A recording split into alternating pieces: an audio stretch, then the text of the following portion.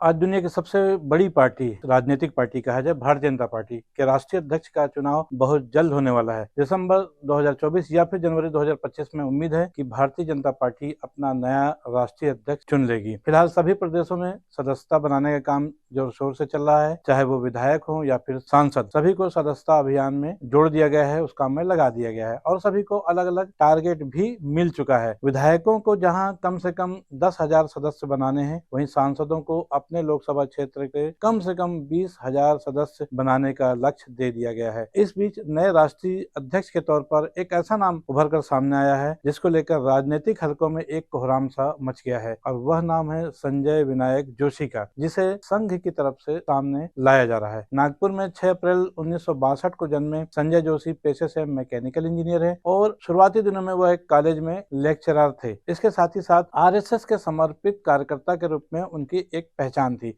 उनकी निष्ठा और समर्पण को देखते हुए ही संघ ने वर्ष 1988 में उन्हें भारतीय जनता पार्टी में शामिल होने के लिए कह दिया था और भाजपा में शामिल होने के बाद उन्हें वर्ष 1988 में ही गुजरात भेज दिया गया था, जहां पर उन्होंने भारतीय जनता पार्टी को मजबूत बनाने के लिए 1995 तक काम किया। इस दौरान भारतीय जनता पार्टी के राष्ट्रीय महामंत्री के तौर पर नरेंद्र मोदी भी गुजरात में भारतीय जनता पार्टी को स्थापित करने के लिए प्रयासरत थे। गुजरात में तब नरेंद्र मोदी और संजय जोशी की जोड़ी ने भाजपा के लिए एक ऐसी जमीन तैयार की जिसकी बदौलत 1995 के विधानसभा चुनाव में भाजपा को एक अपने अकेले दम पर सरकार बनाने का मौका मिल गया।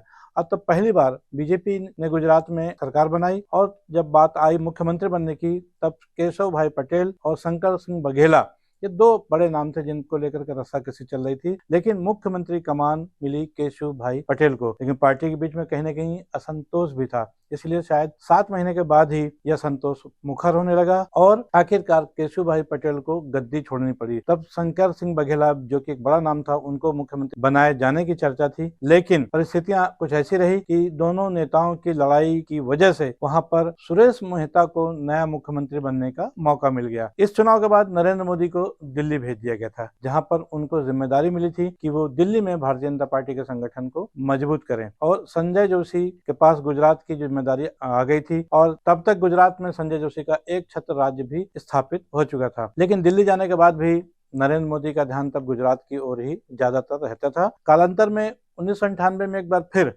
विधानसभा चुनाव कराने पड़ गए और तब फिर से एक बार बीजेपी को सबसे बड़े दल के रूप में उभरने का मौका मिला दोबारा, और फिर बात सीएम की आई और एक बार फिर बाजी केशव भाई पटेल के हाथ ही लगी और वो दोबारा सीएम चुन लिए गए। लेकिन उनकी राह इस बार भी आसान नहीं थी जैसे पिछली बार थी। बहरहाल आखिर 2 साल के बाद ही, जबकि मुख्यमंत्री को लेकर के वहां पर विवाद चल रहा था, तब शंकर सिंह बघेला और केशव भाई पटेल के बीच के विवाद को शांत करने के लिए आखिरकार पार्टी हाईकमान ने, यानी स्वर्गीय अटल बिहारी वाजपेयी, लालकृष्ण आडवाणी और मुरली मनोहर जोशी जैसे नेताओं ने नरेंद्र मोदी को दिल्ली से वापस बुलाकर गुजरात में मुख्यमंत्री की बागडोर सौंप दी। ये वही समय था जबकि प्रधानमंत्री के रूप में स्वर्गीय अटल बिहारी वाजपेयी सत्ता पर काबिज थे और उनके साथ लालकृष्ण आडवाणी और मुरली मनोहर जोशी जैसे कद्दावर नेता पार्टी के तमाम बड़े फैसले लिया करते थे।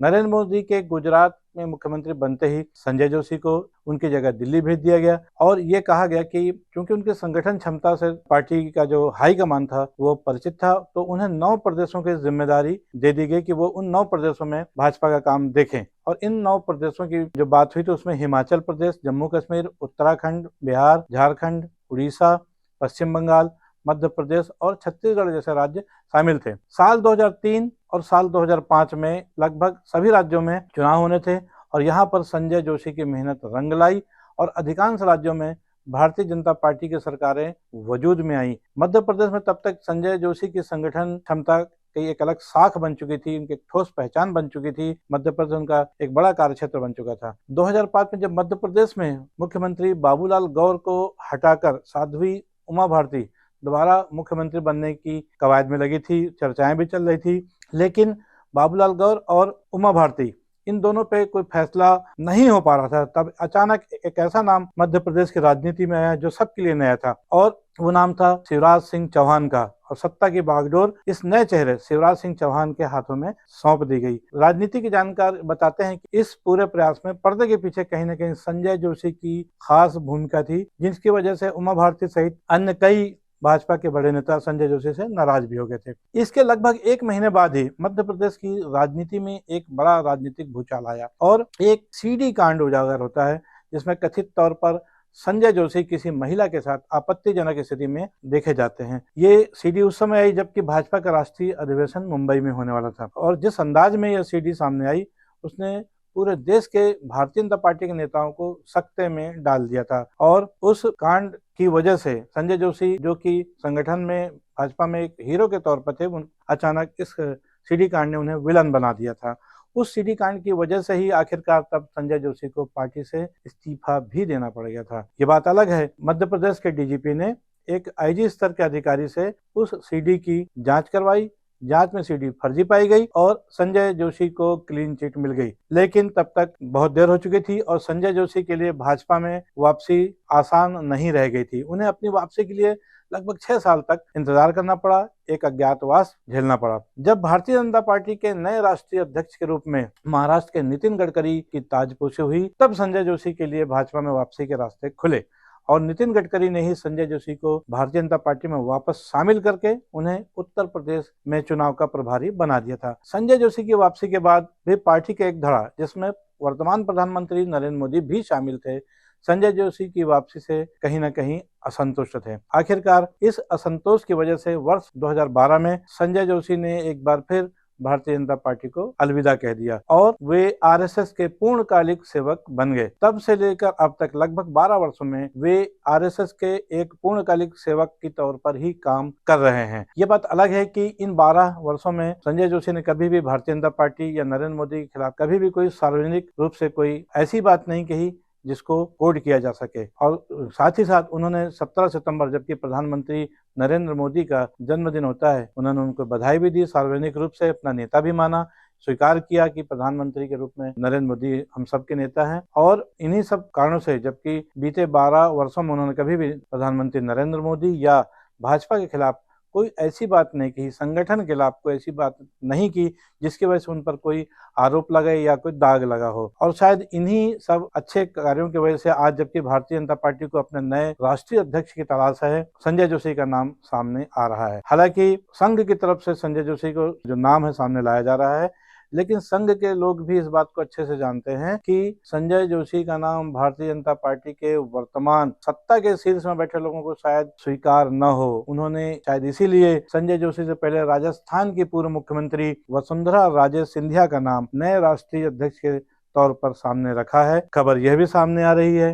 कि सत्ता के शीर्ष में बैठे 2 बड़े लोगों में से एक का यह निजी विचार है कि वसुंधरा राजे सिंधिया के मुकाबले संजय जोशी ज्यादा बेहतर साबित हो सकते हैं, लेकिन इस पर दूसरे शीर्ष नेतृत्व की सहमति मिलना अभी बाकी है और जो सारी कवायदें हैं इसी पर आकर फिलहाल टिक गई हैं, क्योंकि सत्ता के शीर्ष पर बैठे भाजपा नेताओं की सहमति के बिना आरएसएस भी नया राष्ट्रीय अध्यक्ष तय नहीं कर पाएगा। इसलिए सत्ता और संघ में तालमेल बैठाने की भरपूर कोशिशें की जा रही हैं। 4 जून 2024 से पहले की राजनीतिक परिस्थितियां अलग थी और 4 जून को जब लोकसभा के परिणाम आ गए तब भारतीय जनता पार्टी 400 पार के नारे की बजाय 240 पर अटक गई। तब से कहीं न कहीं संघ को भी यह लगने लगा था कि यही वो समय है जब संजय जोशी की भाजपा में वापसी हो सकती है। फिलहाल जम्मू कश्मीर और हरियाणा में विधानसभा चुनाव चल रहे हैं, जिनका नतीजा 8 अक्टूबर को आएगा। ये माना जा रहा है कि जल्द ही महाराष्ट्र और झारखंड में भी चुनाव की घोषणा हो सकती है। उम्मीद यह भी है कि चारों राज्यों के चुनाव परिणाम के बाद ही संघ और बीजेपी के आला नेताओं के बीच नए राष्ट्रीय अध्यक्ष का